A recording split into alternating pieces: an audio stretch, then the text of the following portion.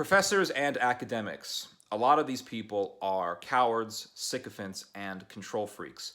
A lot of professors just want to kiss up to a certain circle of elites, a certain circle of academics in order to make their way up the academic hierarchy. So they become very sycophantal. And then you have professors who are so obsessed with keeping their position that they are quite settled with the idea of selling their own souls in order to maintain their prominence. And then, of course, you have a lot of professors who are just little tyrants. They're little tyrants and they are complete control freaks. So I want to give you guys just some of my experiences with these people in order to demonstrate this reality. So a number of years ago, I wanted to do a documentary on the Nanking Massacre, also known as the Rape of Nanking. For those of you who do not know, the Nanking Massacre was an atrocity committed by Imperial Japan in the 1930s, in which the Japanese military invaded China's capital at the time, the city of Nanking, and massacred and raped an innumerable amount of people. It was one of the worst atrocities ever committed during the Second World War. And so I wanted to do a documentary on this event in order to show people what happened because, and it's quite sad, a lot of people do not really know that this event actually took place. So I went on the internet looking for people who specialized on this subject, and I found a professor. And she was a specialist on this subject. She had studied a lot about it, and she had written on what took place in Nanking. So I gave her a call. Professors are quite easy to contact because their office numbers are right there for the public to see online. So I gave her a call and I said, listen, I'm doing a documentary. I would like to interview you on the Nanking Massacre. So this woman says to me, well, if you want to interview me on Nanking, you got to read my book. And I'm like, well, listen, I really just want to interview you without having to read a book. And if you wrote a book, great, you can tell me about it during the interview and I can ask you questions and you can tell me about what the book has to say. And you can tell me about the content of the book. Oh no, well, here's the thing. If you don't read the book, then it's going to be a terrible interview and the interview isn't going to be good and you're not going to be doing the interview correctly because, well, you never read the book. And I'm like, well, listen, I just would like to interview you on Nanking without having to go through the whole rigmarole of reading a book. And of course, this was the type of book that is written by professors that really no one reads except for the students who are forced to buy it and read it. And of course, they charge you an exorbitant amount of money for these books. And I knew at that point that this lady was just trying to rip me off and she was trying to coerce me to buy a book that really almost no one except her poor students had to read. So I said, I really don't want to have to read this book to do just, a simple interview. And she said, well, the interview is going to be lousy then. It's not going to be a good book. You have to read the book. And it was like, she was a total control freak, a total, complete control freak. And I have heard that this is how a lot of professors are. They are complete control freaks. And she was trying to pressure me to buy this book just to do a simple interview. It's like, listen, you can get an interview with a famous actor without having to go through such a rigmarole. You can get an interview with the president, if you're lucky enough, without having to go through the whole rigmarole of reading a damn book. It's complete ridiculousness. So I thought, I really want to do this documentary on Nanking, and I want to find someone to talk to about what happened in Nanking.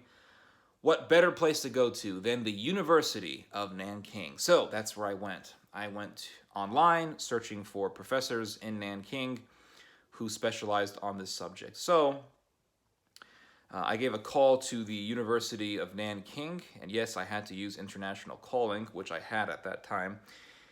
And this lady picks up the phone and she goes, hello? And I said, yes, I'm doing a documentary on the massacre of Nanking, and I would like to speak with someone at the university who specializes on the subject. And she said, "Oh, you want to talk to Mr. Tang.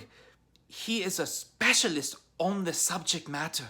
Professor Tang is the person you want to speak with." I said, "Well, do you have his number?" And she said, "Oh, yes." And she gave me the number. And of course, it was one of these long ass numbers, 001, 2, 3, 4, 8, 9, 11, 13, 14, 6,000, 5,000,000. One of these really, really long numbers that you have to dial when you are calling internationally. So I gave a call to this professor, Professor Tang. That's not his real name. I just made that up. And he wasn't there, but he gave me a call back. And I spoke with him. And I said, "Well, Professor, I heard that you are a specialist on the Nanking Massacre. And what happened?" "Oh, whoever told you that was greatly mistaken. I am not a specialist on the subject. And you don't understand. I'm going to be making a trip to DC soon to have a peace conference with Japanese officials. And it would be very much against my interest to do an interview on Nanking with you, because that would just destroy my gravy train." And it's amazing that someone who is a professor at the University of Nanking, where this massacre took place, wants to kiss up to a bunch of Japanese officials who are most likely just a bunch of lobbyists for the Japanese government. And so I really just gave up on the whole endeavor of making a documentary. And these two experiences weren't the only ones that I had. I had numerous other experiences. I spoke with a Japanese Canadian poet who talked about Nanking. I gave her a call. She picked up the phone, and I said, "I'm doing a documentary on Nanking." She said, "Yeah, I can talk to you about it. Great." And I said, "Awesome." And so far, this was the closest to an interview that I had gotten to at this point. And she said, "Well, the great Mother Goddess up in heaven or whatever will hear our prayers," or something. And I'm like, "What the hell did you just say?" She's like, yeah, God is, I address God as a she." And I'm like, "What?" And she's like, "Yeah, the great prophet Abraham spoke to the great Mother Goddess." And I said, "No, the Bible doesn't say that."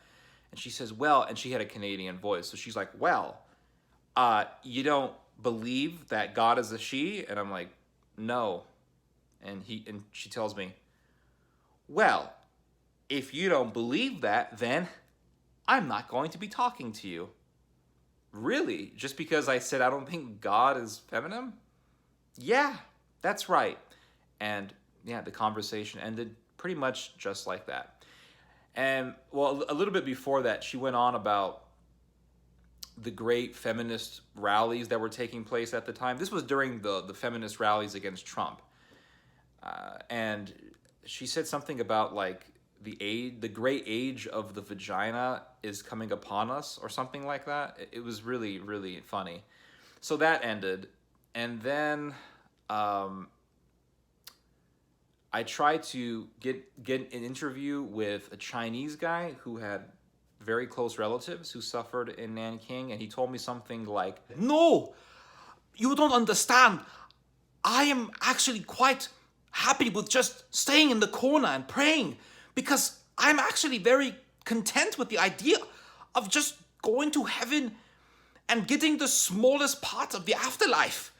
I don't want to do no interview on Nanking, even though I talk about Nanking all the time, because that's just how I am. I don't want to do an interview. No, I would much rather have the smallest part of heaven than talk to you." So that was my experience, and I just simply gave up on the entire endeavor.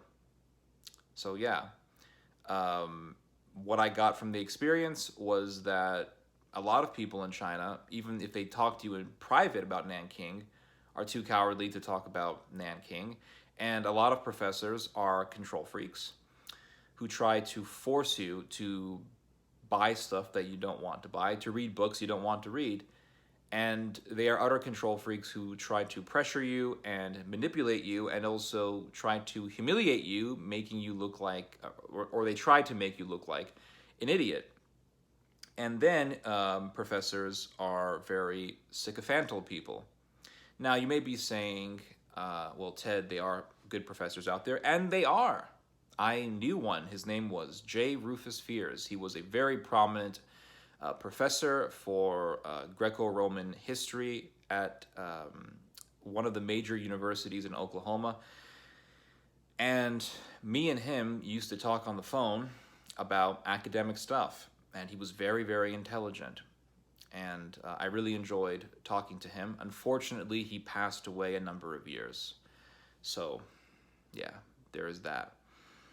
But anyway, those are my experiences with professors. Hope you guys have enjoyed this message. You guys just heard some theology. God bless.